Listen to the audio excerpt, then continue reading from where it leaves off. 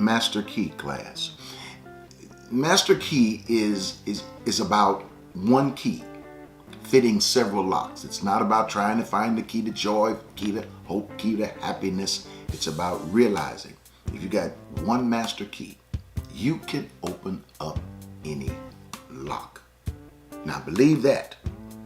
And so let's go right ahead and get into it. Let me make sure I put my glasses on so I can see my things. So Psalms 23. You know it. If you don't, it says this: the Lord is my shepherd, I shall not want. Makes me to lie down in green pastures. He restores my soul. Leadeth me beside the still waters.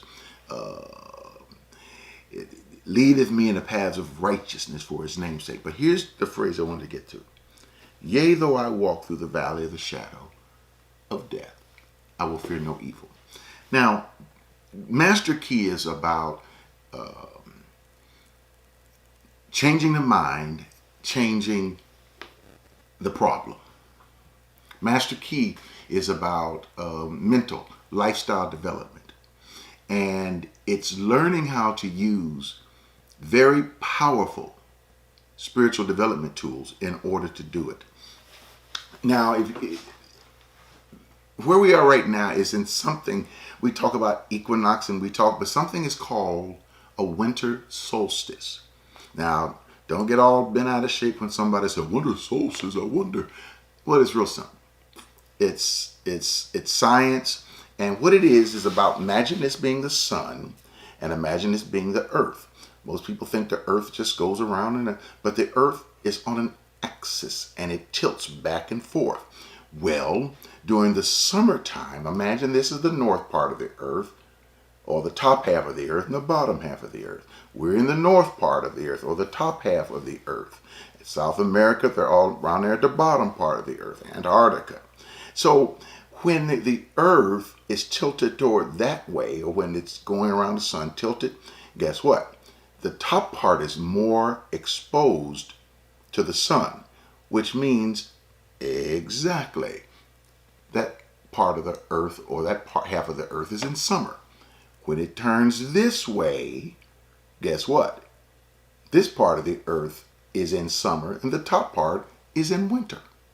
So that's what a solstice is. And around, I think it's June or July, I believe. At that time, it's going to turn, and then we will be closer. Those of us who are up north in the top half, we will be in summer, and the bottom half will be in winter. Well, the reason this is happening, when it happens, it causes what we call the days, or the darkness, to be longer and the daylight to be shorter. Summertime, of course, you have the longest day. The daylight is longer, the nighttime is shorter. But during a winter solstice, it is the darkness. You're in darkness longer than you're in light. As a matter of fact, it's right around this day. I think it was actually yesterday that it was what was considered to be the actual shortest period of time, the shortest day of the year. In other words, we had the most night. So this is like about 3-4 days you'll see this. It is a period of time when you're in darkness more so. And people associate darkness with depression. They associate darkness with down. They associate darkness with desolate, darkness. That's how we associate darkness. And so during this particular season, after about what we call 3 to 5 days, then it actually begins to change. You can see the change. From that point on, from that winter solstice, that day, I think it was yesterday, then what happens is the days begin to get longer, and they'll get to as long as point next year. And so 2,000 years ago, maybe 1800 years ago, Jesus never told us to celebrate his birthday. Jesus never told us when his birthday was. It's nowhere in the gospel about the birth date of Jesus. So just like we have candles, we're going to have 2,000 and whatever candles for Jesus because we don't know Jesus' birthday. You say, well, yes, it is December 25th. Well, December 25th was what was called the birthday of the sun god Ra, the S-U-N, not S-O-N, sun god Ra. It was Apollos. They worshiped the sun. The Romans at that particular time worshiped the sun. So the Christians were dealing with, hey, we got people who are now Christians, but they still worship the sun. Sometimes we think that they got mad at the people and that back during that time, Christians were either Baptist Christians or Methodist Christians or Catholic Christians. No. They were not even sure what a Christian was. Actually, the term Christian had not really hit. As a matter of fact, these days didn't start coming about till 200 or 300 years later. So here's what they did.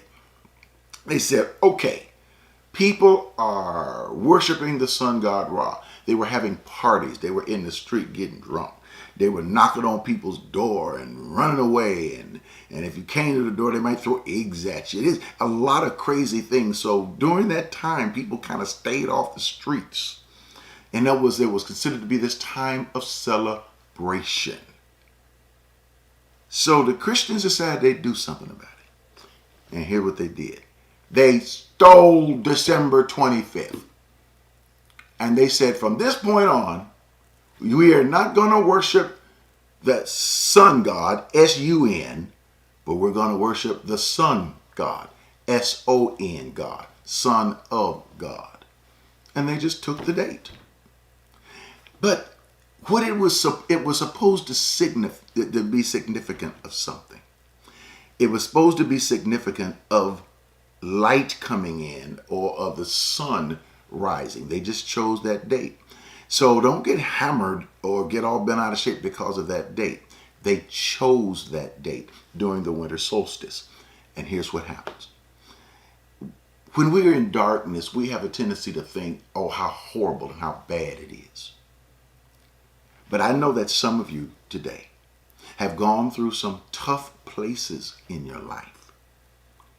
This year, some of you have had people transition and cross over during COVID. Some of you have lost parents, friends. Some of you lost siblings. Some of you have lost spouses. And it almost seems like a dark place. And it is usually when we're in those dark places that people want to hurry up and get out of that dark place. I need light. I got to get out of the dark place. The dark place is horrible. It is destitute. It is sinful. But sometimes you got to go through the valley of the shadow of death. Not death itself, but the shadow. Sometimes you have to go through dark places. How you go through dark places is what's important, and your perception of dark spaces. Do you know that in Psalms it talks about one of the things they use is that God is like a mother hen, and he covers us with his feathers. If he covers us with his feathers, it means that we are in a dark place. That's right. We don't perceive darkness or a winter solstice as something that's taking us down or bad. It is when we're in this dark that we learn to reflect. This is a period of reflection.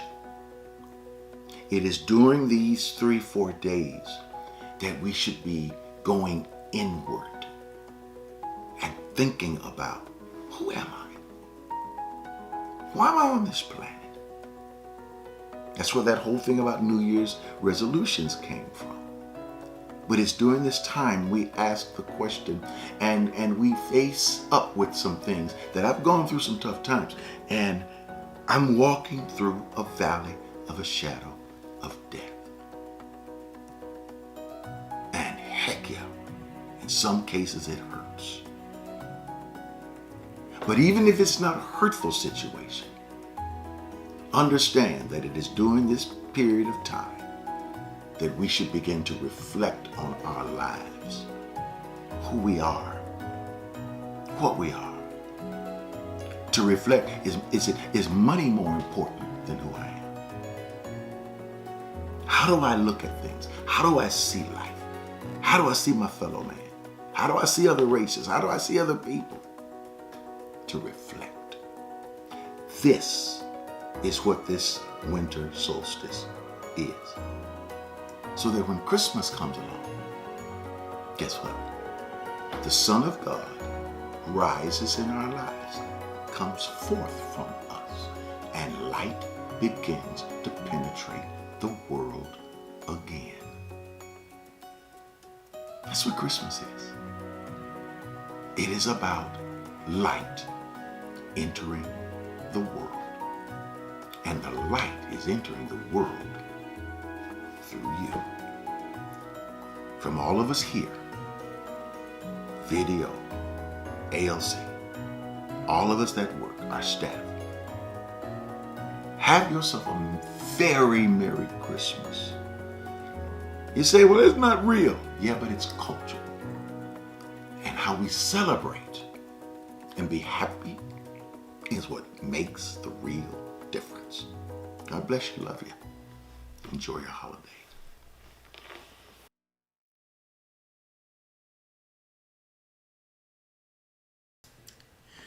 Hello, I'm Ed Montgomery, and I want to encourage you about one thing. Don't you let your season pass you by. I've been talking on these little bitty clips about flowers and opening and blooming, but it takes pollination. In other words, it takes somebody going from one flower to another flower, and that's somebody, little bees and things of that sort. But just like bees will go from one flower to another flower and cause pollination and cause those flowers to reproduce, I think we touch each other's lives the same way. When we smile at each other, we reproduce joy and happiness. Our world needs so much. This is what ALC does. And when you give, you make a huge difference in our world. Take the time, go to myalc.org. That's myalc.org. Hit the donate button. You can give that way. A second way to give is to be able to use your text to give on your phone. And you can send it to the number 713-742-2035. That's 713-742-2035. And put however much the amount you want to give right in that text message part of it and send it safe and secure. Not only that, but you can use your app. Don't forget, if you're in the app right now, you can give through it right now.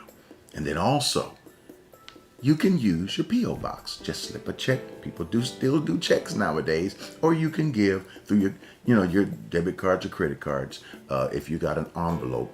But if you're just mailing it, put a stamp on that envelope, and you can send it to Abundant Life Center, P.O. Box 772-300, Houston, Texas 77215. Thank you so much for everything you do, for your contributions. I really appreciate you. Thank you, ALC, Abundant Life Center, and for all of you, ALC globally. Thank you for being a part of our lives. I hope we can continue to be a part of your life. Love you. See ya.